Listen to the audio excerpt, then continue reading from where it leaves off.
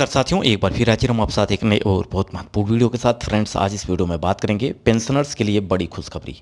अब इन राज्यों में पेंशन मिलेगी बढ़कर। जो आज इस वीडियो में मैं आपको बताने वाला हूं, कौन कौन से राज्य में पेंशन अब आपको बढ़कर दी जाएगी। चाहे आप विधवा, दिव्यांग, वृद्धावस्था पेंशन ले रहे हों, सभी पेंशन धारकों की होगी मौज।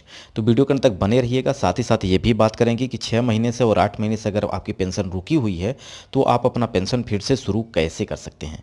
साथ ही साथ यहाँ पे ये भी बात करेंगे कि अगर आपकी उम्र 60 वर्ष हो गई है, अब आप वृद्धावस्था पेंशन लेना चाहते हैं, तो इसके लिए क्या क्या डॉक्यूमेंट्स लगेंगे, आवेदन कहाँ करें, पूरे डिटेल के साथ समझेंगे। तो फ्रेंड्स, यहाँ पे 1500 से लेकर 4500 रुपये तक आपको पेंशन यहाँ पे दिए जाएंगे। तो आज इस वीडियो में पूरे डिटेल के साथ समझेंगे। आइए वीडियो को शुरू करते हैं, देखते हैं क्या इंपॉर्टेंट है। बशर्ते वीडियो को लाइक और दोस्तों तक शेयर, चैनल को सब्सक्राइब कर लीजिएगा। भारत में वृद्धावस्था, दिव्यांग और विधवा पेंशन विभिन्न राज्यों की सरकारें अपने सामाजिक सुरक्षा कार्यक्रमों के तहत प्रदान करती हैं। पेंशन की राशि, पात्रता मानदंड राज्य के विभिन्न होते हैं, जो अलग अलग होते हैं। राज्य के सभी नागरिक जो गरीब बेसहारा परिवार हैं, सरकारी तरफ से आर्थिक मदद उनको दी जाती है, जिसमें विधवा, दिव्यांग, वृद्धावस्था पेंशन धारक शामिल हैं। वहीं सरकार की तरफ से अगर बात की जाए तो 14 प्रकार की पेंशन यहाँ पर दी जाती है। जैसे हरियाणा प्रदेश की तरफ से बात करें तो वहाँ पे बौने, किन्नर, ऐसे बच्चे जो स्कूल नहीं जा सकते हैं, दिव्यांग हैं, उन सबको भी शामिल कर दिया गया है। और यहाँ प्रकार जो कि 14 प्रकार की पेंशन दी जाती है। अब बात करते हैं वृद्धावस्था पेंशन की। तो यह पेंशन उन बुजुर्गों को दी जाती है जो एक निश्चित आयु सीमा पार कर चुके हैं, जिनके पास आय का कोई स्रोत नहीं है।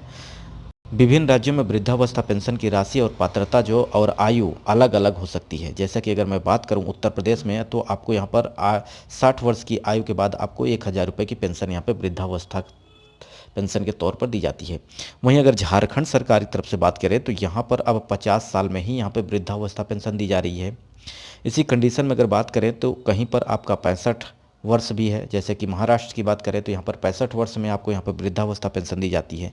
तो इस कंडीशन में आपको पेंशन अगर लेना है जो सरकारी तरफ से प्रोवाइड की जा रही है, तो इसके लिए आपको आवेदन करना होगा। जैसे कि आपकी उम्र 60 साल हो चुकी है, अब आप चाहते हैं कि आपको पेंशन मिले, तो अगर आप उत्तर प्रदेश के निवासी हैं तो आपको ऑनलाइन आवेदन करना होगा, या किसी अन्य प्रदेश से हैं तो वहाँ का जो मापदंड है, जैसा कि अगर मैं बात करूँ आय यानी इनकम, आपका सर्टिफिकेट होना चाहिए। इनकम सर्टिफिकेट जो कि हर एक राज्य के लिए अलग अलग है। कहीं पर 2 लाख से कम होना चाहिए तो कहीं पर 3 लाख से कम होना चाहिए। हरियाणा सरकार की तरफ से 3 लाख से कम है तो आप इस योजना का लाभ ले सकते हैं। ठीक है, तो आप इसका आवेदन कर सकते हैं किसी सीएससी सेंटर पर जाकर, या खुद से भी कर सकते हैं। आप जिस मोबाइल में ये वीडियो देख रहे हैं, इसी मोबाइल में आप देख सकते हैं और जाके आवेदन भी कर सकते हैं। इस पर मैंने बहुत सारे वीडियो भी प्रोवाइड किए हैं।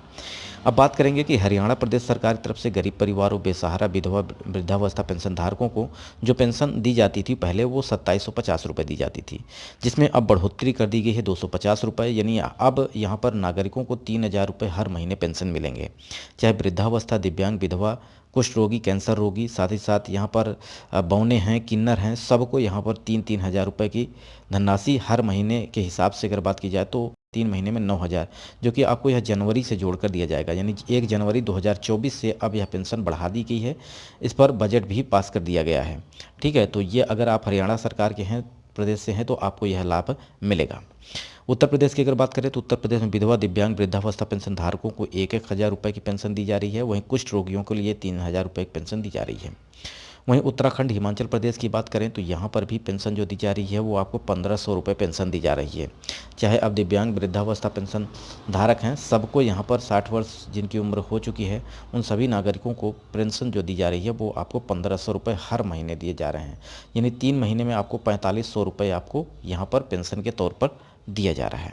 इसी कड़ी में अगर मैं अलग प्रदेश की बात करूं, यहाँ पे राजस्थान सरकार की तरफ से बात करूं, तो यहाँ पर जो भी नागरिक 70 साल के ऊपर हो चुके हैं उनको 1000 रुपये दिया जा रहा है। वहीं जो 70 साल से नीचे हैं उनको 700 रुपये की पेंशन यहाँ पे दी जा रही है।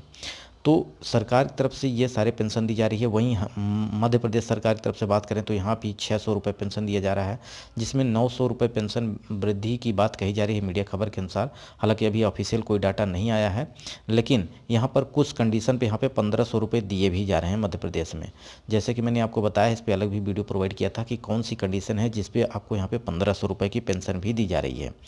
वो अगर वृद्धावस्था 60 वर्ष हुई है तो आपको 600 रुपये भी दिए जा रहे हैं, बशर्ते यहाँ पर जो दिव्यांग हैं, ऐसे दिव्यांग हैं जो उनकी डिसेबिलिटी अगर 80% के समथिंग है तो उनको यहाँ पे 1500 रुपये दिया जा रहा है सरकार की तरफ से।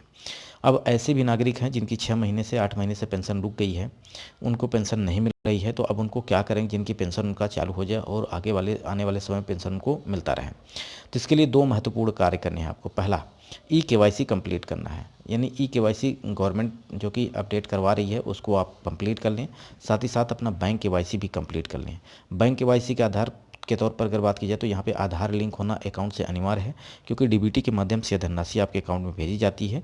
तो अगर आपका आधार अकाउंट इसमें लिंक होगा तभी आपको इस योजना का लाभ मिल पाएगा।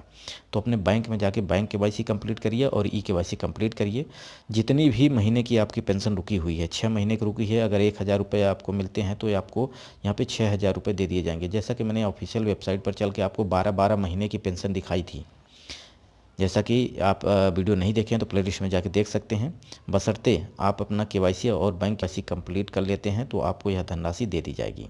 ठीक है, तो सरकार की तरफ से आर्थिक मदद गरीब परिवार को उनका दिनचर्या, रोज़मर्रा की ज़िंदगी में वस्तुओं की खरीदारी करना है, दवाएं लेनी है, इस तरह की मदद सरकार की तरफ से आर्थिक तौर पर की जा रही है। तो ये सारी चीज़ें आपको समझ में आ गई होंगी। इसके अलावा आपके मन में कोई प्रश्न है तो कमेंट जरूर करिएगा। वीडियो यहीं समाप्त करते हैं। नमस्कार।